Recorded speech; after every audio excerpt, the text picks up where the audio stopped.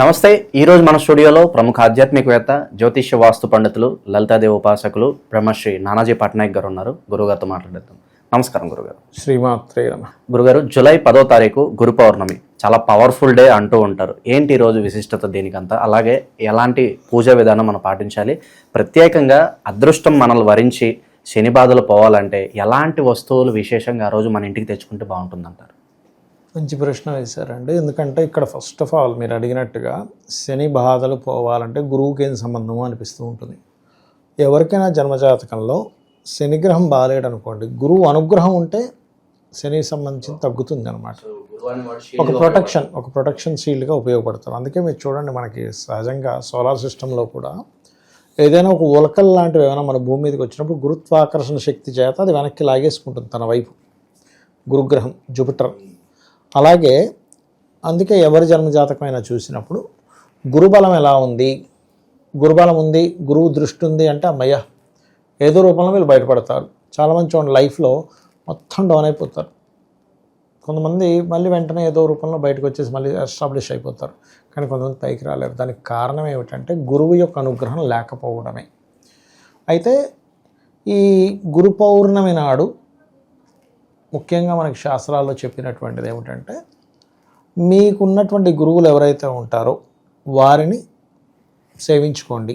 అంటే వాళ్ళకి ఏదైనా బట్టలు ఇవ్వడమో లేకపోతే వాళ్ళకి సంబంధించింది. ఎందుకంటే మన శాస్త్రాల్లో మీకు దేవత అనుగ్రహం కూడా ఎప్పుడు కలుగుతుంది అంటే గురువు అనుగ్రహం కలిగితేనే. గురువుని మర్చిపోయిన వాడికి దేవత కూడా దగ్గరికి రాదట. గురువు అంటే అర్థం ఏమిటంటే, ఇక్కడ మీకు అజ్ఞానం అనే దాని నుంచి జ్ఞానం వైపు నడిపించేవాడు గురువు. ఎవరు మీ అజ్ఞానంతో తీసేస్తున్నారో వాళ్ళు గురువే చెప్పాలంటే. అయితే చాలా పెద్ద బాధ్యత గురువు అనేది. అందరినీ ఏంటి గురువు అని మాట్లాడతాం, అది కాదు చెప్పాలంటే. అలాగే ఇక్కడ గురువు అనుగ్రహం కలగాలి. ఇప్పుడు కొంతమందికి గురుబలం సరిగా లేదు, కానీ అనుగ్రహం కలగాలంటే ఏం చేయాలి? గంధముతో ఈశ్వరుణ్ణి సేవించడం, అంటే గంధపు నీటితో అభిషేకం చేయడం చేస్తుండాలి. పంచోపచారాల్లో గంధంతో కూడా ఉపచారం చేస్తాం. గంధంతో ప్రత్యేకంగా ఉపచారం చేయాలి. శాస్త్రంలో గంధంతో చేసే ఉపచారం వల్ల పుణ్యం వస్తుంది అని చెప్తుంది శాస్త్రం. అంటే గంధంతో చేయడం అంటే ఏమిటంటే కేవలం గంధం ఆరోగ్యభావం చేయడం అని కాదు. గంధంకు ఉన్నటువంటి తత్వం ఏంటంటే గురుతత్వం. గంధానికి గురుతత్వం అంటే ఏంటి? ధర్మం పరంగా జీవించడం. గురువు అంటే ధర్మానికి కారకుడు. ధర్మంగా జీవించడమే గంధంతో చేసేటువంటి ఉపచారం. అంతేగాని కేవలం మంచి మంచి చందనపు గంధాలు తీసుకొచ్చి అరే బాబు నేను చేస్తున్నానండి పుణ్యం వస్తుందా అంటే కాదు. ఇక్కడ ఏమిటంటే నువ్వు చేసే మంచి పని వల్ల పుణ్యం వస్తుంది కాబట్టి గంధం వల్ల పుణ్యం అన్నారు. అందుకని ఊరికే మీరు అన్నీ బయటన్నీ చేసేవన్నీ చండాల పనులు చేసి ఇక్కడికి వచ్చి గంధం పెడతానంటే ఇవ్వదు అక్కడ. ఇంకోటి ఏంటి? గోవుని కూడా గురువుతో పోలుస్తారు. గురుగ్రహ బలం గోవు వల్ల కూడా వస్తుంది. గోవులకి అరటికాయలు తినిపించడము, గోవులో సకల దేవతలు ఉంటారని చెప్తూ ఉంటారు. అది అలాగే మీరు ఇందాక అన్నట్టుగా గురువారం గురు పౌర్ణమి కదండి, ఇంటికి మనం వస్తువులు తెచ్చుకోవాలా అంటే మంగళకరమైన వస్తువులు గురువారం తెచ్చుకోమని చెప్తుంది శాస్త్రం.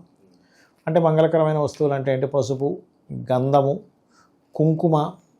ఇంట్లో ఏదైనా మంచి పటం లేదండి అనుకుంటున్నాం, ఆ రోజు గురు పౌర్ణమి రోజు తెచ్చుకోవడము. దక్షిణామూర్తి యొక్క పటం గురు పౌర్ణమి రోజు పెట్టుకోవడం చాలా మంచిది.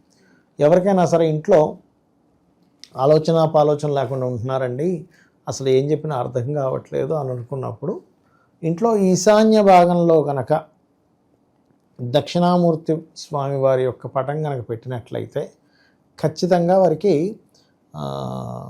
అంటే వాళ్ళ ఆలోచన విధానంలో చాలా చేంజ్ ఉంటుంది. అది కూడా గురు పౌర్ణమి రోజు పెట్టడం వల్ల అదొకటి. ఇంకొక విషయం ఏంటంటే, గురుగ్రహం కొన్ని లగ్నాలకు శుభుడు పాపి అవుతారు. ఇప్పుడు చాలామంది ఏంటంటే గురువు దృష్టి ఉంటే బాగుందండి అంటాం, కానీ ఇక్కడ శుభుడు పాపి ఏంటో తెలుసుకొని చేయాలి. ఎందుకంటే కొంతమంది లైఫ్స్లో గురువు అన్ని రకాలుగా వాళ్ళకి గైడ్ చేస్తూ వాళ్ళకు ఒక అండగా నిలబడి వాళ్ళ లైఫ్ మొత్తం చక్కటి విషయాలకి అవ్వడానికి వాళ్ళు చక్కగా తోడ్పడతారు. కొంతమంది వాళ్ళని అప్రోచ్ అయినందుకే వాళ్ళ జీవితం పనికి రాకుండా పోతుంది. ఎందుకు అలా అవుతుంది అంటే, మీ లగ్నానికి గన గురువు పాపి అయితే, ఇప్పుడు శుభుడయ్యే లగ్నాలు ఏమిటి అంటే మేషము, అదేవిధంగా కర్కాటకము, సింహము, వృశ్చికము, ధనస్సు, మీనం. ఈ లగ్నాలకు గురువు శుభుడు. ఈ లగ్నానికి శుభులైన గురువు ఎక్కడుండి ఏ భావాన్ని చూస్తున్నా అది ఫ్రూట్ఫుల్ అవుతుంది. కానీ వృషభ, మిథున, కన్యా, తుల, మకర, కుంభ లగ్నాలకి గురువు శుభుడు కాదు. అప్పుడు మీరు తులాలగ్నాన్ని చూసుకొని గురువు 9లో ఉన్నాడంటే నాకు మంచి చేస్తాడంటే చేయడు.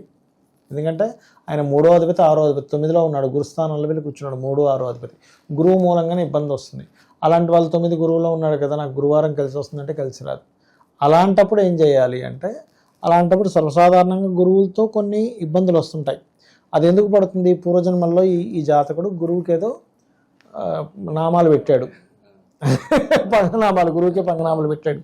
అందుకని ఈ రూపంలో, ఈ గురువు రూపంలో వచ్చి మళ్ళీ ఇదంతా చెల్లించుకోవాల్సిన పరిస్థితి వస్తుంది. కాబట్టి ఏంటంటే, అన్నిటికంటే శాపం ఏది అంటే గురుశాపం. మీకు గురుశాపం ఉన్నప్పుడు ఏమవుద్దంటే న్యాయం జరగదండి, వాళ్ళకి న్యాయం జరగదు. మంచి గైడ్ చేసే వాళ్ళు దొరకరు, అంతా మిస్గైడ్ జరుగుతూ ఉంటుంది. అలాగే ఫ్యాట్ సంబంధించినవి ఏవైతే ఉంటాయి, ఇప్పుడు క్యాన్సర్ ఉంది, గురు పాడైతే క్యాన్సర్ వస్తుంది.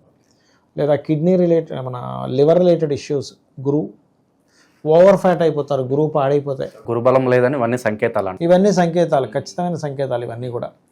మీకు మంచి టీచర్ దొరికారు, మంచి గైడ్ వాళ్ళు దొరికారంటే గురుబలం ఉంది. అంతా మిస్గైడేనండి, అస్సలు ఒకటి సరిగ్గా లేదంటే గురుబలం లేదు. అయితే దీనికి శాస్త్రంలో ముఖ్యంగా గురుసేవ ఆదిశంకరాచార్యుల వారిని చేసుకుంటారా, మనకి జగద్గురు అయినటువంటి శ్రీకృష్ణ పరమాత్మ జగద్గురు. భగవద్గీత వినడం ద్వారా కొంతవరకు గురువు అనుగ్రహం కలుగుతుంది. గోవుల్ని సేవించడం ద్వారా కొంత కలుగుతుంది. ధర్మబద్ధంగా మీరు జీవించడం ద్వారా, ఎలాగో పూర్వజన్మలో చేసిన పాపం వెంటాడుతుంది, ఇప్పుడైనా ధర్మబద్ధంగా జీవించాలంటే ధర్మానికి, దైవానికి, గురువుకి సంబంధం ఉంటుంది.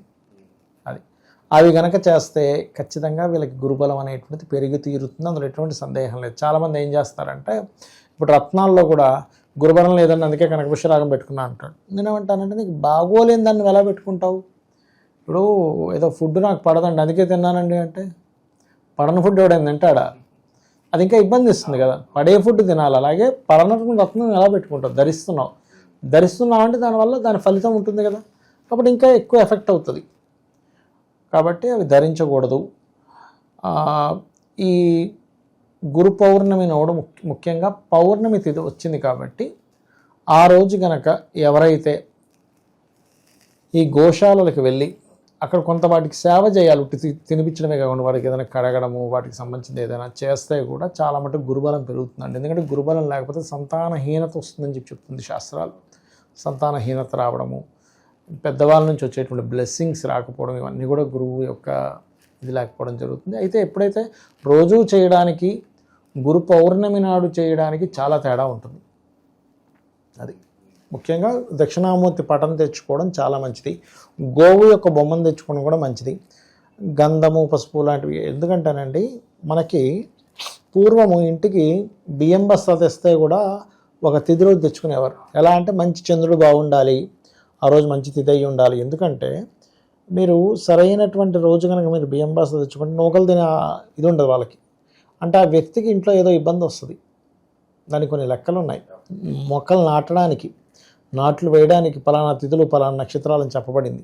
గురుగారు, పర్టికులర్గా కొన్ని ఆహారపు అలవాట్లు కావచ్చు, లేదంటే కలర్ కావచ్చు, పర్టికులర్ డే ప్రిఫరెన్స్ చేసుకోవడం కావచ్చు, ఏమన్నా చేంజెస్ చేస్తే గురుబలం పెరుగుద్ది అంటారు ఏదన్నా?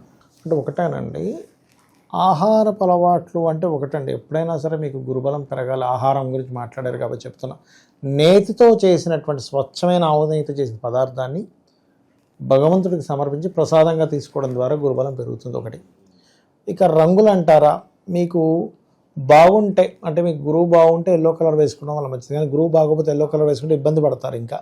సో రంగుల జోలికి వెళ్ళకూడదు. కాకపోతే ఈ గంధంతో పూజించడము, గంధం దానంగా ఇవ్వడము, ఇటువంటివి చేయడం ద్వారా అయితే మీకు బాగుంటుంది చెప్పాలంటే. గురు పౌర్ణమి గురించి ఎన్నో విశేషాలు తెలియజేశారు గురుగారు. ధన్యవాదాలు గురుగారు. శ్రీమాత్రే నమః.